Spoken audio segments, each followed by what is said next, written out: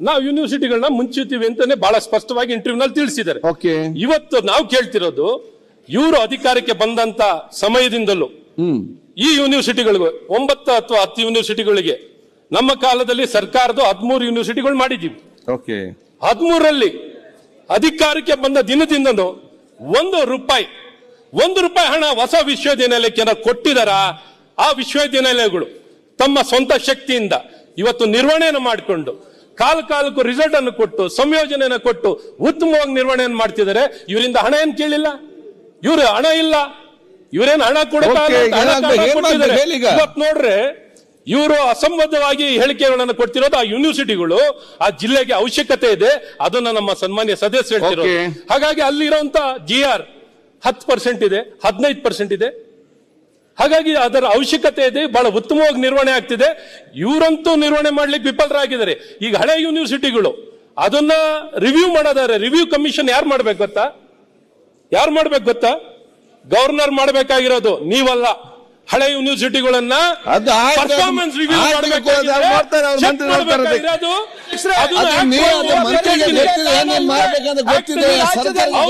ವಿಶ್ವವಿದ್ಯಾಲಯಗಳನ್ನ ಸ್ಥಾಪನೆ ಮಾಡಿ ವಿಶ್ವವಿದ್ಯಾಲಯಗಳ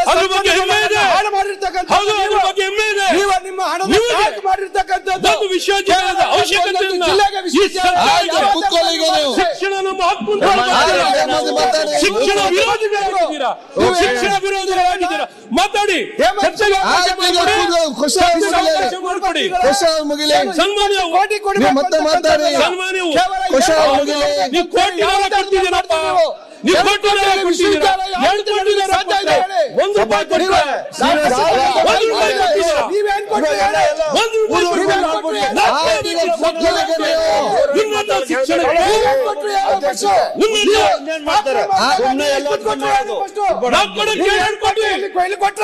ನಾವು ಶುರುವಾಗಿ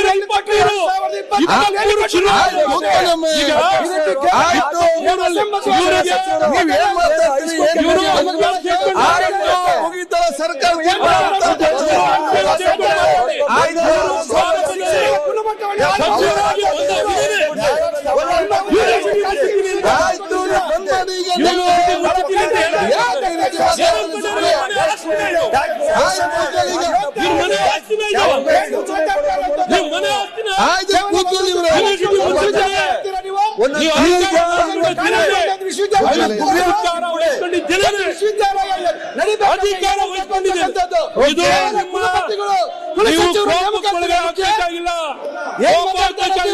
ನಿಮ್ ಭವಿಷ್ಯದ ಪ್ರಶ್ನೆ, ನಿಮ್ ಭವಿಷ್ಯದ ಪ್ರಶ್ನೆ.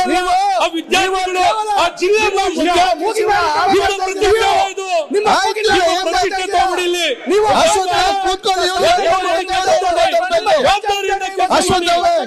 ಮನೆ ಬಂದಂತೆ ತಿನ್ಕೊಂಡಿದ್ದೀರಾ.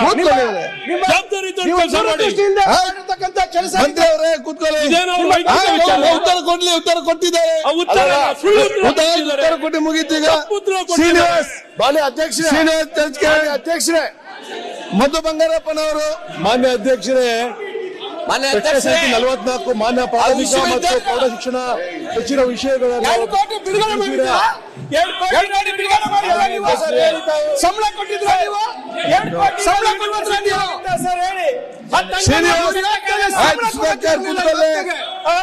ನೀವು? ಆಯ್ತು, ಯಾಕೆ ಮಾತಾಡ್ತೀರಿ? ಏನು ಸುಮ್ಮನೆ ಮಾತಾಡ್ತದ ಅಥವಾ ಇಲ್ಲಿ ಸೃಷ್ಟಿ ಮಾಡುವ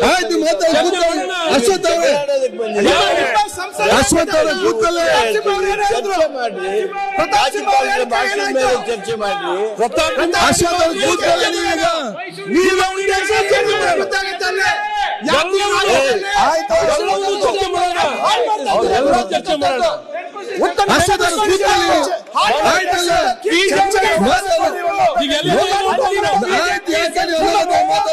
ಸಬ್ಜೆಕ್ಟ್ ಆಯ್ತು, ಕೂತ್ಕೊಳ್ಳಿ ಈಗ. ಶ್ರೀನಿವಾಸ್. ಸ್ವಲ್ಪ ನೆನಪಿಸ್ಕೊಳ್ಳಿ ಅಷ್ಟ್ ಸ್ವಾಮಿ. ಸಾಕು. ಶ್ರೀನಿವಾಸ್ ಅವರೇ. ಒಬ್ಬರಿಂದ ಯಾಕೆ ಕೇಳ್ತಾ ಇದ್ದೀರಾ? ಅಯ್ಯೋ ಪ್ರತಾಪ್ ಸಿಂಹ ಅವ್ರು ಏನ್ ಹೇಳಿದ್ರು? ನುಡಿ ಮುತ್ತು ನೆನಪಿದ್ಯಾ? ಆಯ್ತು, ಕೂತ್ಕೊಳ್ಳಿ. ಏನಾದ್ರೂ ಚರ್ಚೆ ಮಾಡೋಣ ಅದಕ್ಕೆ ಯಾಕೆ? ಪ್ರಿಯಾಂಕಾ ಅವ್ರು ಕೂತ್ಕೊಳ್ಳಿ. ಹಿಟ್ ಅಂಡ್ ರನ್ ಕೆಲಸ ಅಲ್ಲ ಇದು. ಆಯ್ತು, ಕೂತ್ಕೊಳ್ಳಿ. ಆಯ್ತು, ಕೂತ್ಕೊಳ್ಳಿ. ಅಲ್ಲ ಆಯ್ತು, ಇವರು ನೀವು ಒಂದು ನಿಮಿಷ ಕೂತ್ಕೊಳ್ಳಿ. ಸಚಿವರು ಸಮರ್ಥರಿದ್ದಾರೆ. ಒಂದು ನಿಮಿಷ ಕೂತ್ಕೊಳ್ಳಿ. ಅಲ್ಲಿ ಶಾಸಕರ ಪ್ರಶ್ನೆ ಕೇಳ್ತಾ ಇದ್ರು. ಇವ್ರಿಗೆ ಅವ್ರ ಸಹಾಯ ಆಯ್ತು, ಯಾಕೆಲ್ಲ ಚರ್ಚೆ ಮಾಡ್ತಾರೆ? ಕೂತ್ಕೊಳ್ಳಿ. ಅಶ್ವತ್ಥ ತಾವು ಕೂತ್ಕೊಳ್ಳಿ.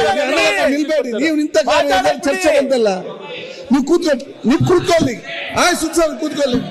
ಆಯ್ತು, ಕೂತ್ಕೊಳ್ಳಿ ಒಮ್ಮೆ. ಆಯ್ತು, ಕೂತ್ಕೊಳ್ಳಿ. ಸಿದ್ದು ಸೌದ್ಯ ಅವರೀಗ ಉತ್ತರ ಕೊಟ್ಟಿದ್ದಾರೆ. ಪರಿಶೀಲನೆಯಲ್ಲಿದೆ. ಯಾರು ಕೂಡ ಆತಂಕ ಪಡೆದ ವಿಚಾರ ಬೇಡ.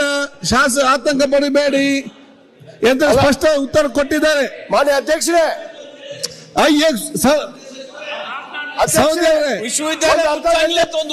ಸಭಾಧ್ಯಕ್ಷರೇ, ಒಂದೇ ಒಂದು ನಿಮಿಷ, ಬಹಳ ಸ್ಪಷ್ಟವಾಗಿ ಅವರು ಹೇಳಿದ್ದಾರೆ. ಒಂದು ನಿಮಿಷ ಹೇಳಿದ್ದಾರೆ.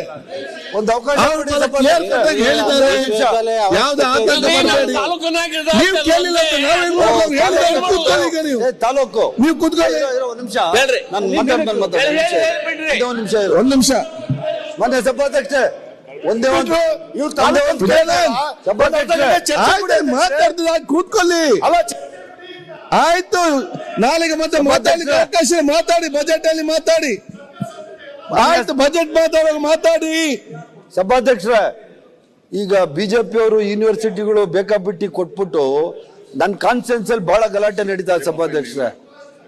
ಇಲ್ಲಿ ಊರೂರಿಗೆ ಒಂದು ಯೂನಿವರ್ಸಿಟಿ ಮಾಡ್ಬಿಟ್ಟವ್ರೆ.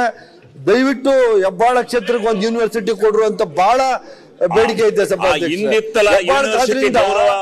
ಏನಾದ್ರೂ ರೂಲ್ಸ್ ಮಾಡೋದಿದ್ರೆ ಎಲ್ಲ ಆಯ್ತು, ಬಜೆಟ್ ಅಲ್ಲಿ ಡಿಸ್ಕಷನ್ ಮಾಡಿ.